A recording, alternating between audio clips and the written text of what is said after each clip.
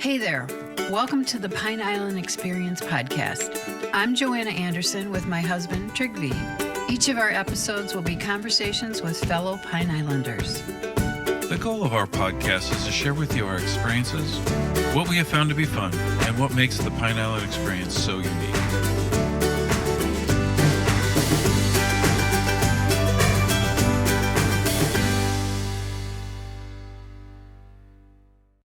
Luckily, got a job at an architectural hardware company in Oakland Park, Florida. They taught me how to rekey locks and master key locks. And we didn't do it as a business outside in the field. We sold the locks, the doors, the frames, the hinges, blah, blah, blah, the boring stuff. But they taught me how to do it. So what happened was I was making $7.50 an hour, lugging solid wood doors, hollow metal doors, frames, cases of hinges, sweating. I was 20 years old. I mean, then I could do it, but now, so one of the GCs came in, general contractor, and they were converting a Winn-Dixie into a Toyota dealership. And he came in and said, listen, who's your locksmith? Because I want to, before, when I turn the building over, I want to master key it for them. That's in their contract, you know? So I went into my boss, or the owner, whatever it is. And I said, do you mind if I give him a price? You know what I mean?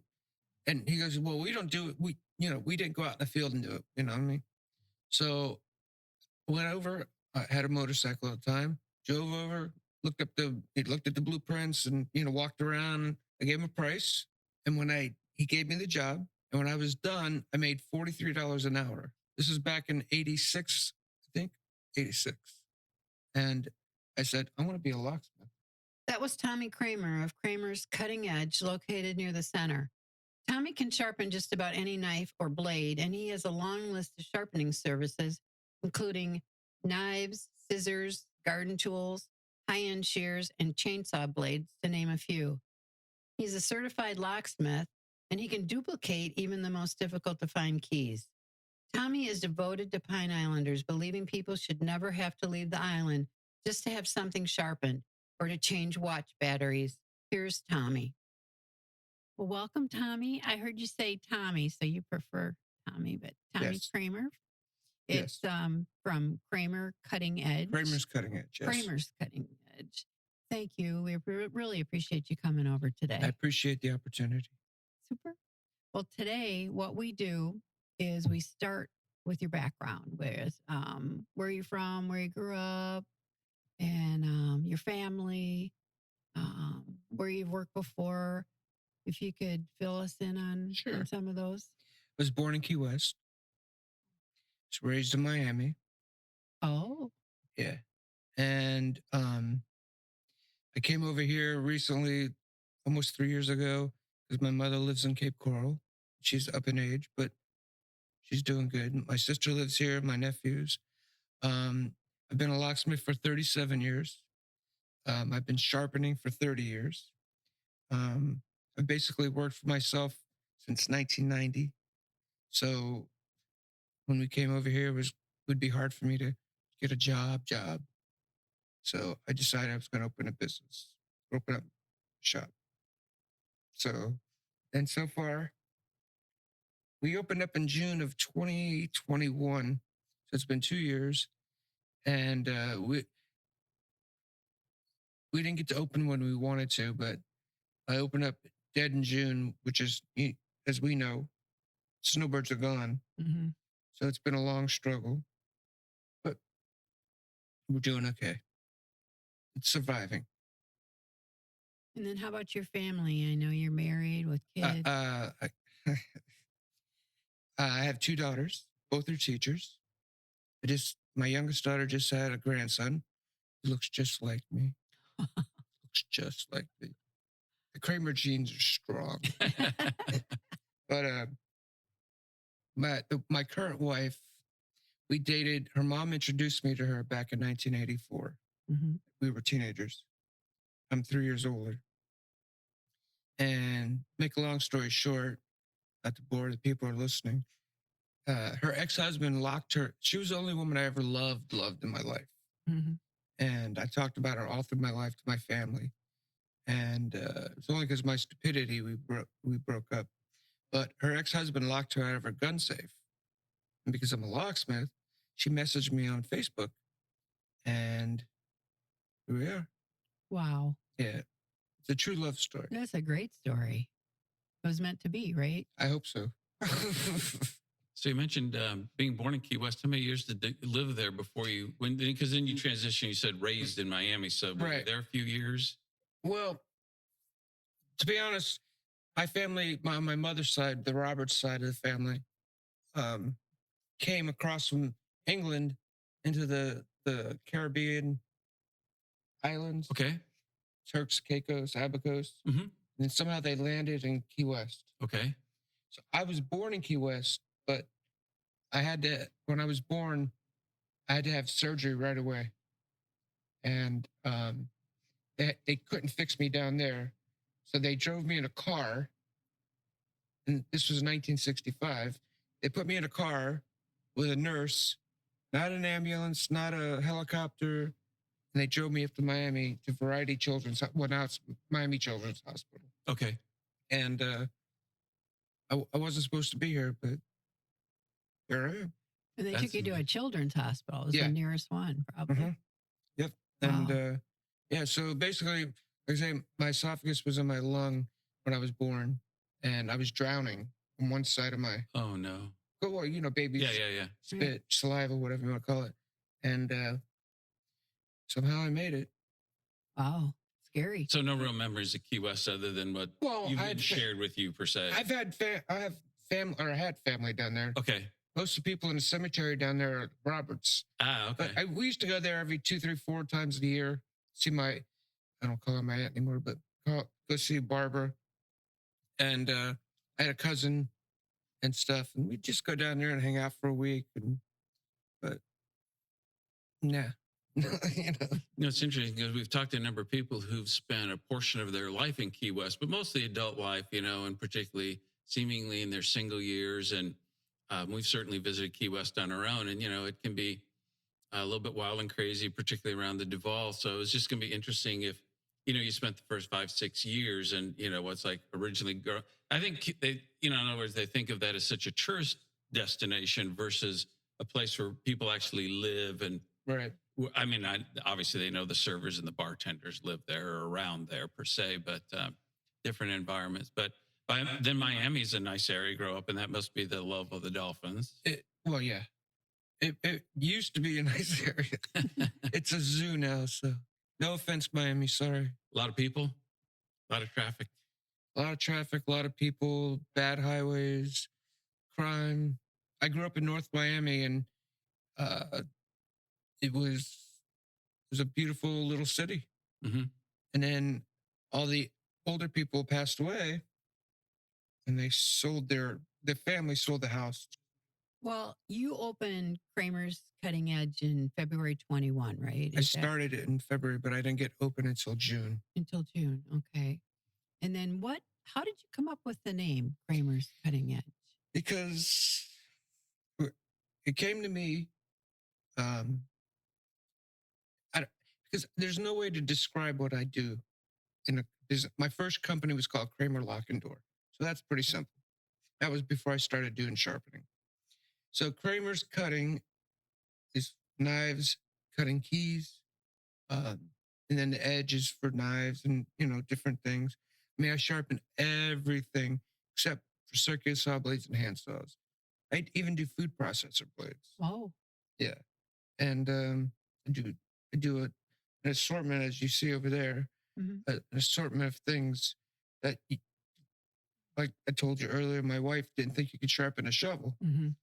And she likes to garden, and she would jump on her shovel like a pogo stick. I said, babe, just give me the shovel, let me sharpen it. And she goes, I do this for a living, right? She says, you can sharpen a shovel? I said, yeah, I can sharpen a shovel, easy. So, you know, just, it was the only thing I could come up with, Kramer's, and then I put spell cutting with a K, just because I'm narcissistic about the letter K. And it just made sense to me. And then my wife was like, yeah, that sounds really good, Kramer's Cutting. So It is an interesting business challenge, though, because you're right. You could have picked a name and people might not have reached out to you, or they'd assume you wouldn't do something. So so on the upside, you have all these things that you can do and all these services to help people. The struggle is, to your point, if based upon what you call it, they might say, oh, well, that business probably doesn't do that based upon the name, kind of thing like that. So you had to find something that, if it doesn't communicate that you do a lot of things, it certainly opens up the possibility somebody might drop in or call you and say, hey, I've got this. Can you work on it? Like I would have, to be honest, I think our Cuisinart food processor is probably 35 or 36 years old, never had it sharpened. But again, doesn't even cross my mind you can do this. So we probably should be dropping ours off. Yes, we should be. That's immediately what I thought of. Yeah. It's 30 years old. It works great. I think the name triangulates. It hits everything that I basically do, except for locksmith. It doesn't say I'm a locksmith. Right. That's the only part of it that. But since we've been here, I told my wife when we came to this island, I said, I want to make sure people know who we are. And again, that sounds kind of narcissistic to some degree. Marketing. Exactly. And if I'm not going to promote myself, who's going to promote me? And my wife, she gets embarrassed sometimes because I give my card out to everybody, my business card, and I go through my spiel of what I do. And she goes, well, if you were at a funeral, would you give your card out? I said, I'll leave one in the casket. I don't care. Right? You know. How else are you going to get your name out, right? Right. And you know, I'm also an elk. I'm actually the leading knight, which is kind of like the vice president of our lodge. Our lodge got blown away, so we're rebuilding. But through that and through just the community, people know the name Kramer, which I'm happy. And I'll be going, I'll go to Winn-Dixie or CVS or, wherever on the island. And people go, hey, the knife guy, hey, the key guy, hey, hey, Tommy, hey, Kramer. A lot of people just call me Kramer. Well, but, Oh, Seinfeld, maybe. Yeah. That, it was my fourth grade teacher, Mr. Melograno, was the first person to call me Kramer. So I don't know. He didn't call me Tommy. Good memories, though. Well, the name might do more than you think, because we both worked in the technology world. And if you adopt relatively new technology long before it's proven, you're seen as adopting cutting edge technology. So although your name doesn't say locksmith, you are on the cutting edge of, you're doing fobs, I understand, and those kinds of things, which are not traditional car keys from when we were all kids. Exactly. Now everything is more electronic or computerized, whatever you want to say. So you have to be up on newer things, which is kind of on the cutting edge. So you probably accomplish a little bit more than you think. When I first started 37 years ago as a locksmith, I could take a key blank and a file. It's a locksmith file. It's not like a file that you have in your... Right. And I could take a key and make a key to your car. Wow. Now, with the keys that are cut down the middle, like the new Fords, new GMs, the Hondas, some of the Nissan keys, you have to have a machine that can cut that. It's not the traditional, each side of the key. Mm-hmm. And you have to be able to originate, and then you have to have a programmer to program the keys. Wow. So there's a lot of money invested, Mm-hmm. and we are still half the cost of what the dealer charges. And but I'm able to do that because I have a really good source for the fobs and the remotes and the keys. We also do we replace the batteries, we test the batteries. But it's a lot. Sometimes technology is my friend, and then sometimes technology, gives me the finger. Yes. So it does do wonderful things, but I know over the years we've learned. Back in the day, we used to say, oh, sure, we can do that. But I'd rather under promise and over deliver, at least when we were doing it, because there'll be that time when you say, oh, that won't be a problem. Then you're right. Then technology kicks you, like you need a software update or something else has to, or you're waiting on the vendor to send you something. And they're like, well, I thought you could do this. But if the amount of work that you can save or some things that you can do, the speed with which you can accomplish where the technology helps. So it is kind of a double-edged sword at times. Just use that cutting. Yeah. It like I say, it could be your friend, could be your enemy. For the most part, I have success with the car keys, the fobs, and remotes. And then sometimes, like maybe 1 out of every 8 or 10 that I get won't program. And then a lot of people they buy from the internet because they buy it so cheap. Mhm. And they come in, I just had it last week. And I say, listen, I cannot guarantee that it's going to program. So the first one I programmed, no problem. The second one would not program. Okay. So everything that I do, if I provide, I guarantee everything. So there's any keys that I cut, anything I do, if you're not happy, come back and see me. I have Kramer's Cutting Edge has a 5-star reputation on Google, Mhm. 5-star reputation on Yelp, and all over the Facebook pages, Pine Island Prospect, blah, blah, whatever the Pine Island Tunnel Pass. We have a great reputation. Yep. Great So, reviews out there. yes, and I've worked hard for that. So Right. to keep it going, because because we live on this little 18-mile island. Yes. And if you get one bad comment, one bad review, Terrible. That's nasty. yeah. So you mentioned you had family in there. I assume that's why then you moved here. yes, Particularly your mother growing up in age. Do you remember how they found the area? Because that's always something we like to. It's interesting, how people found this through old vacations or relatives and those kinds of things. my mother, when I was younger, we lived in Miami, obviously, and then eventually she was in Pembroke Pines, and then she went to Tallahassee for 20 years. And after 20 years, I guess my sister moved over to Cape Coral. And she was here. So my mom decided to relocate, her and her husband decided to relocate to Cape Coral. But my nephews came, my niece came. And then after I, got back together with my wife, Suzanne, her kids were out, my kids were out. Her dad lives in Bokelia on a farm. He has a farm, mango farm.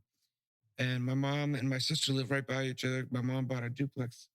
They live right by each other. And at that point, I was driving 200 miles a day to go to the locksmith shop that we had with a friend of mine. We were in business for 20 years. I just couldn't do it anymore. So we just decided we're going to jump in the pool. If we sink, we sink. We swim, we swim. And we came over here, bought our little piece of property, little mobile home.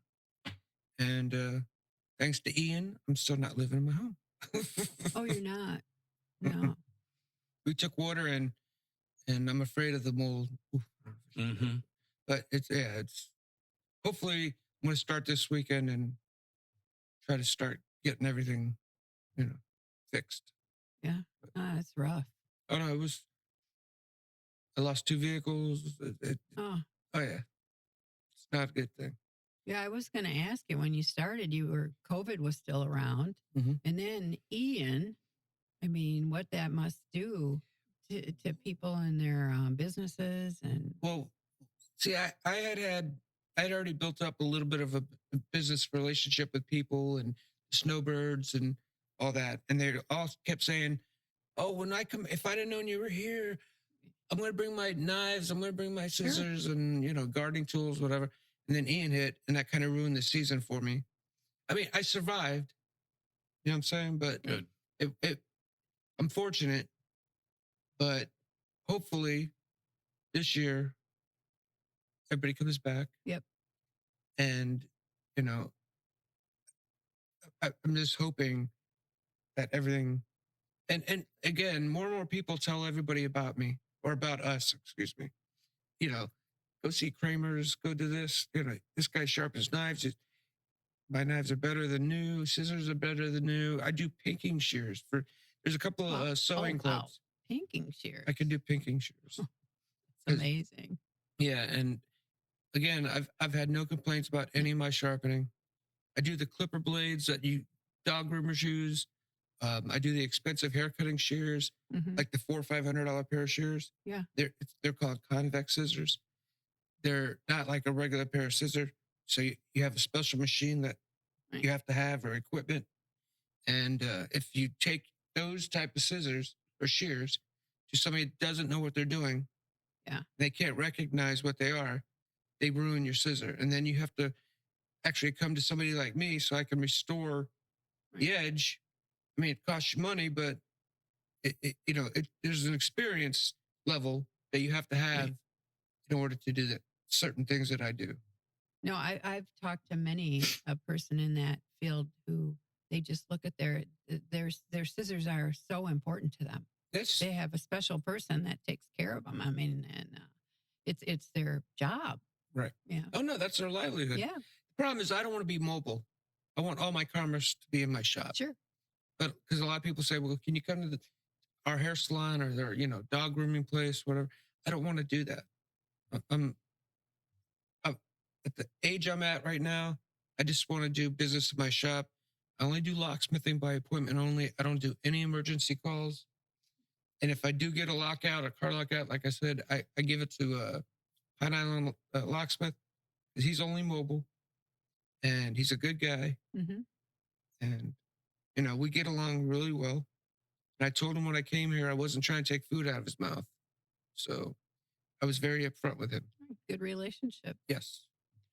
Now, you talked about having a previous business with a friend, and now you've got your own business. Have you always worked for yourself? Since 1990. Since 1990. So you did work for somebody. So was that kind of a dream to get into, because a lot of people, it seems like people talk about wanting, they want to be the boss, right? They want to run their own company.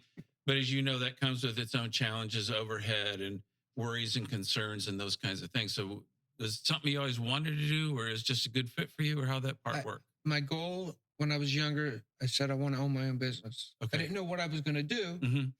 So I luckily got a job at an architectural hardware company in Oakland Park, Florida. They taught me how to rekey locks and master key locks. And we didn't do it as a business outside in the field.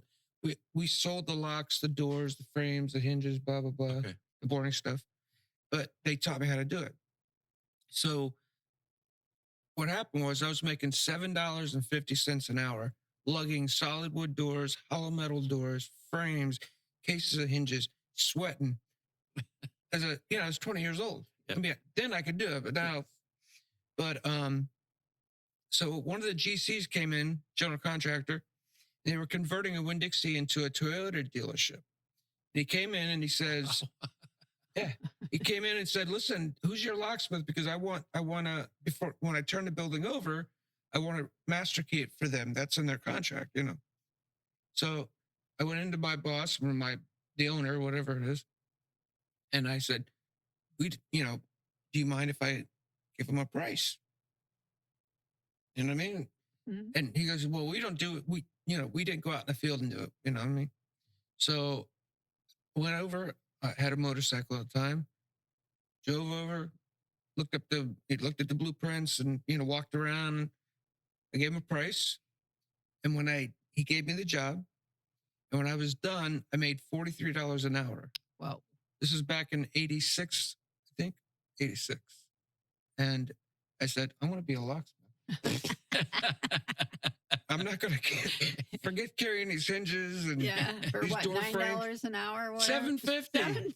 $7.50. Oh my! And that was actually not a bad pay back then, but I was just sweating. And if I could sit and pin up locks for $43 an hour, then that's what I want to do.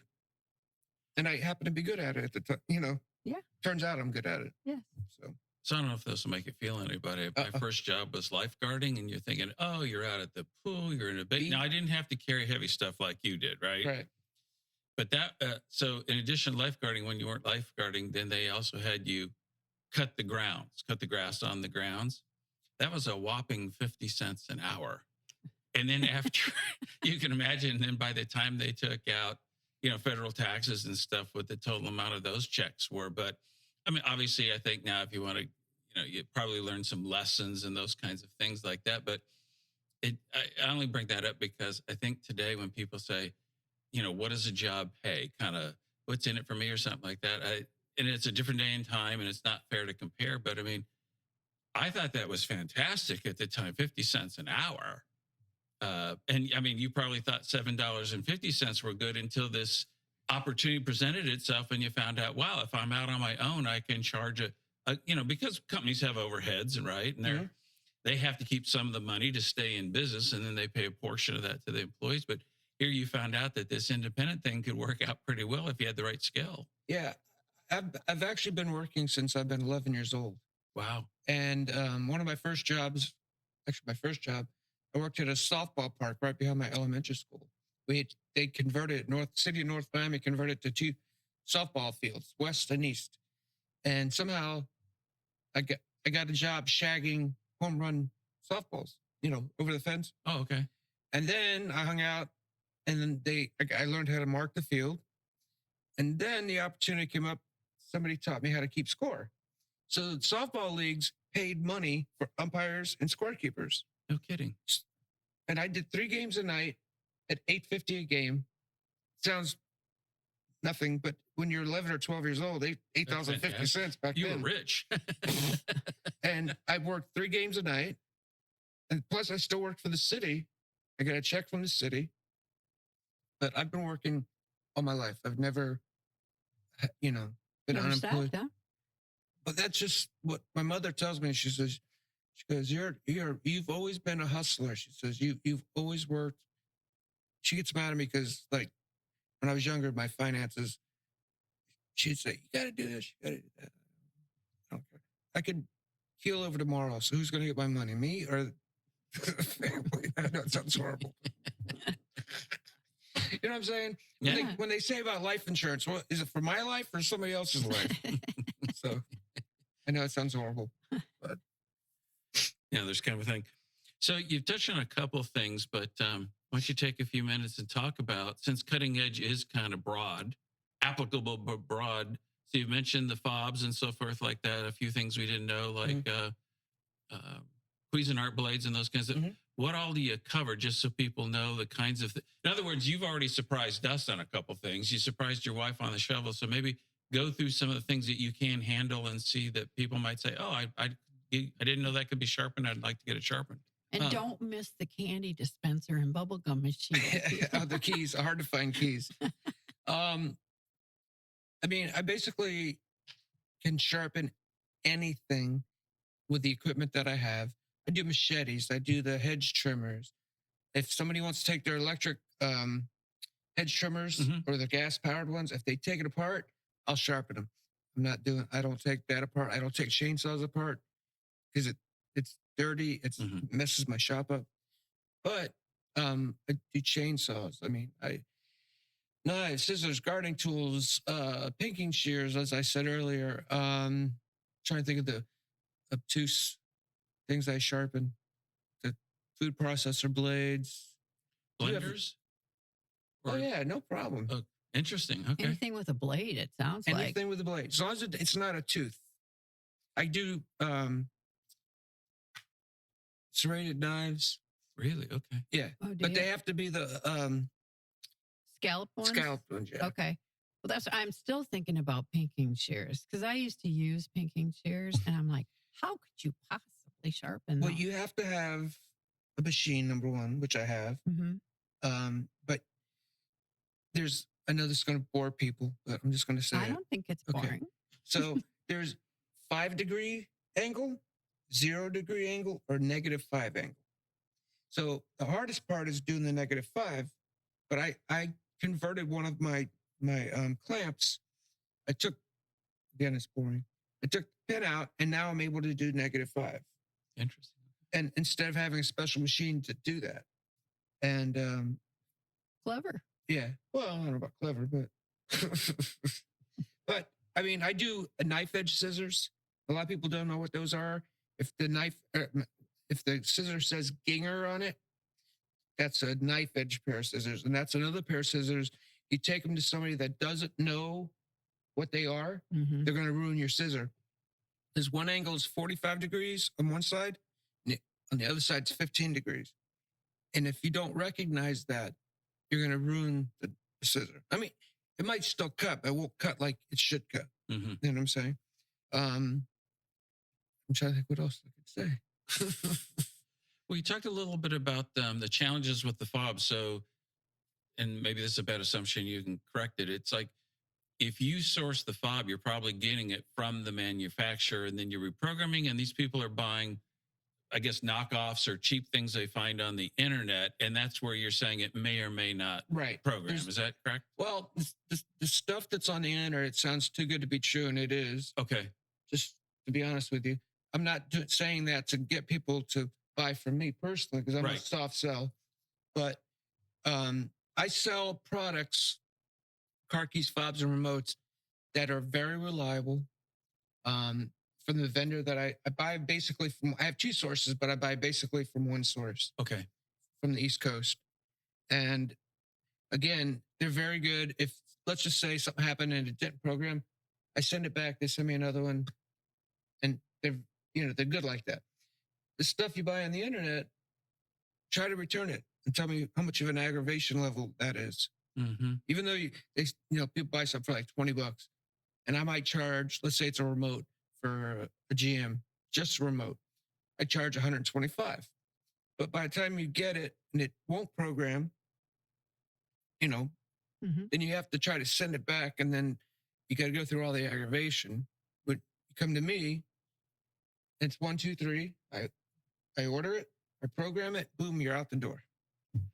That's probably where the technology comes in, because who you're sourcing it from is probably making sure, or it sounds like ensuring that fob is going to be compatible then with the right programming. Versus if somebody, to your point, sometimes there are good deals and sometimes it's because of lack of quality control, lack of quality components, or those kinds of things, or don't meet the full specifications. So to your point, it may or may not work based upon the car.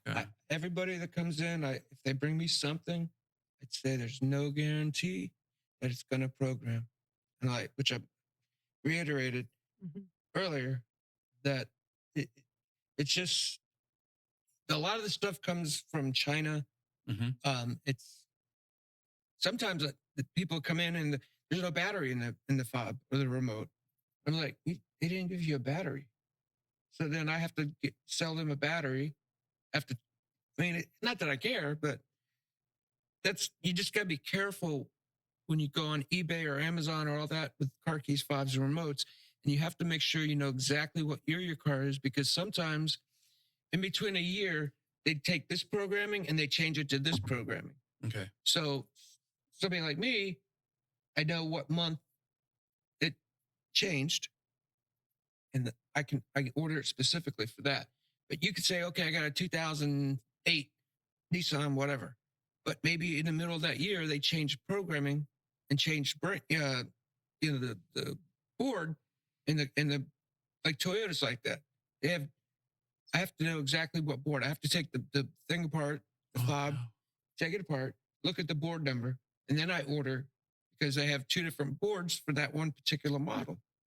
So it isn't just the software release, it's like the hardware as well, that you're dealing with. And you have to know precisely when they got that. Right.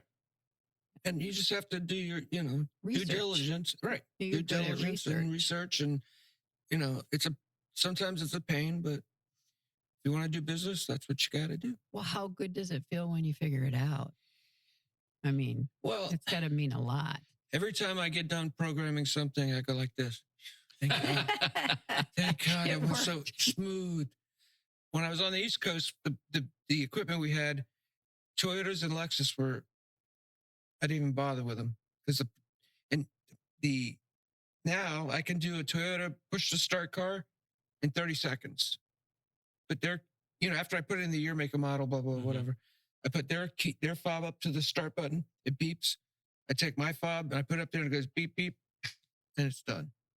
Lexus, same thing. I had a lady come in Christmas time in 2021, and she wanted to get a fob for her son's Lexus.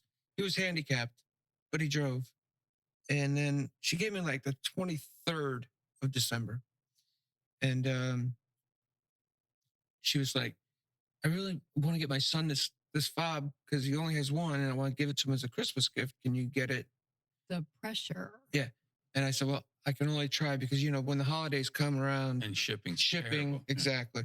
So I said, I can't guarantee. So I said, I called my vendor and they told me it's $35 for next day air, which is really cheap, to be honest with you.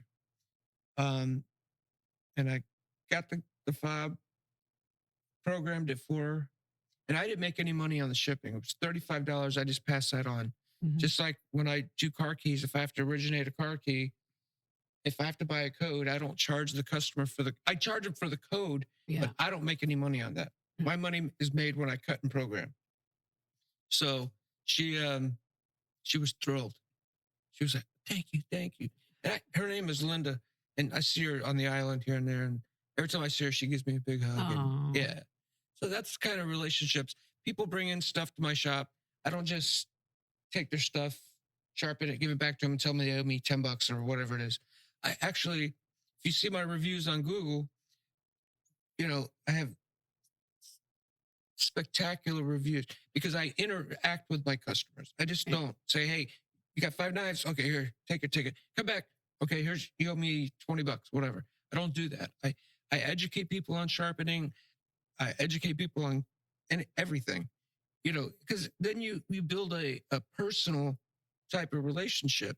And a lot of people in business don't do that. Mm-hmm. It's very what's the word I'm looking for? Unprofessional? Well, unprofessional, but I mean, if you want to build a business, and this is only my philosophy, my theory, if you want to build a relationship in a community like this that we have here, you have to get personal. I mean, you don't ask them how old they are. You know what I mean? You don't ask them but you have to, try to personalize it.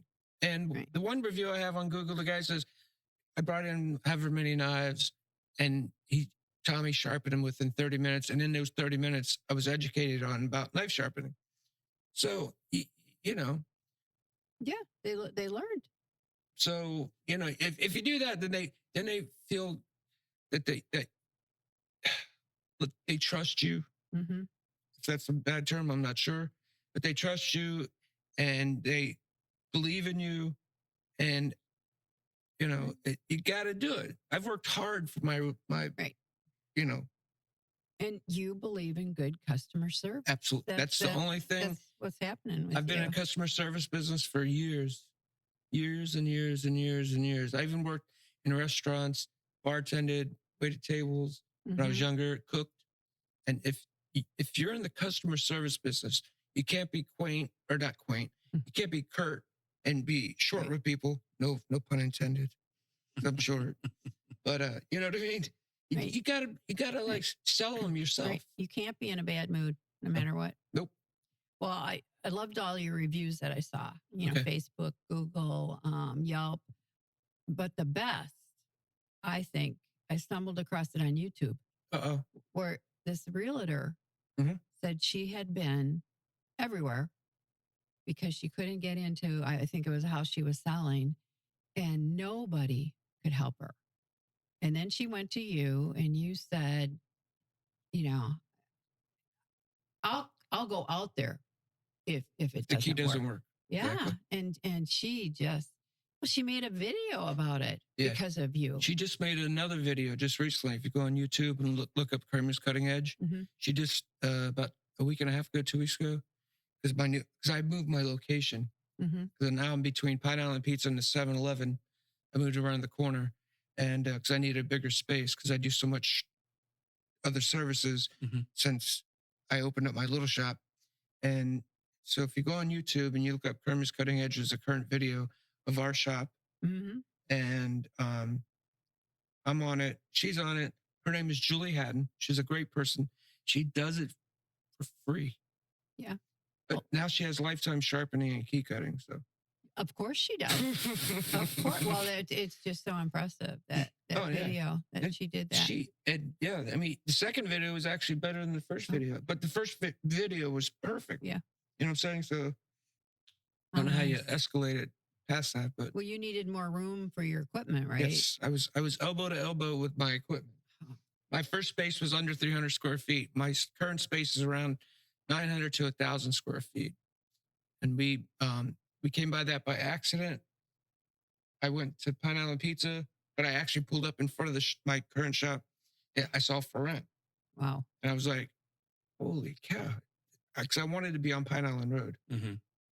And so I went over to the pizza place, and the person that owns my shop in the plaza and the building behind turned out to be one of my customers.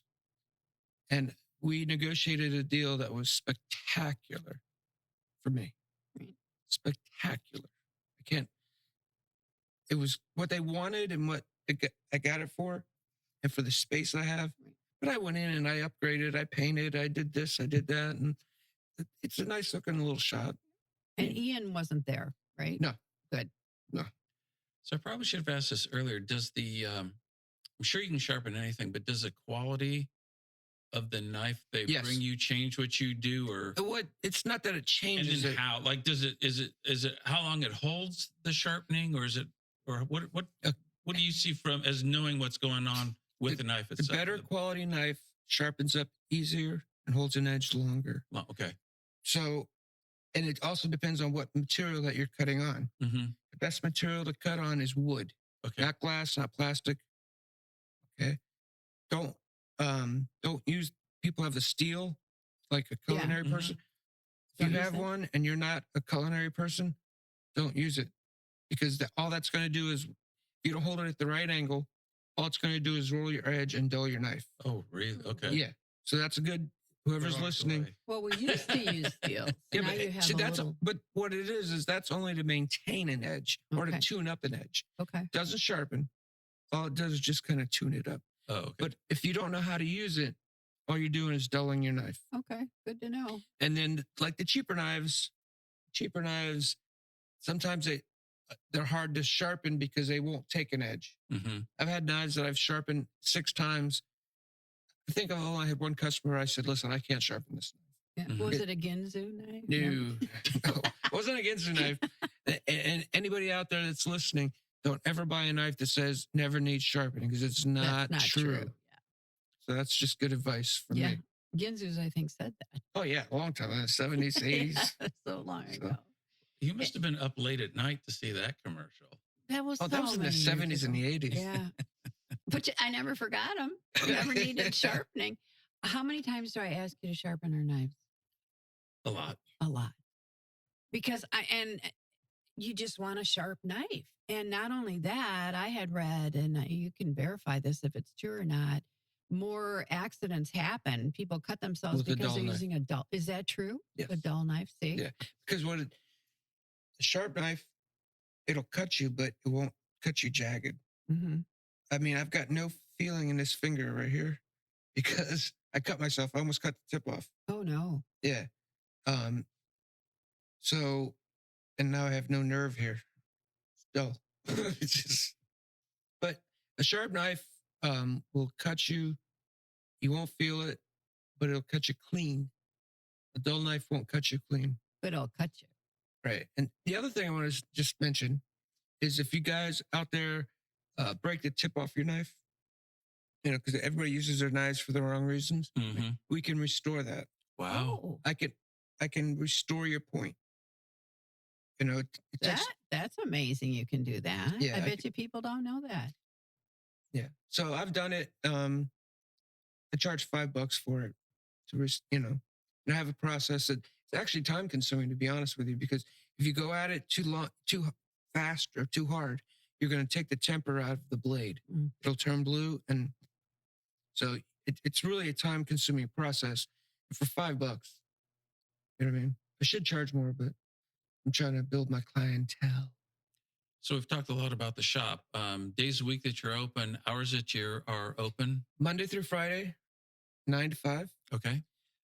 Currently on Saturdays, I'm closed until the season comes back. Okay. And Sundays, of course, I'm not open. I'm considering, my wife wants me to do it because I don't have a day off. Other than doing my business, I cook for the Elks and the VFW every Sunday. Mhm. So And then on Saturdays I do locksmith jobs. So Okay. I'm working 7 days a week. So she wants me to take Mondays off. Yeah. So, but yeah, 9 to 5. I answer my phone 24/7, but I don't do any emergency work. No. But you tell them about your friend. Yeah.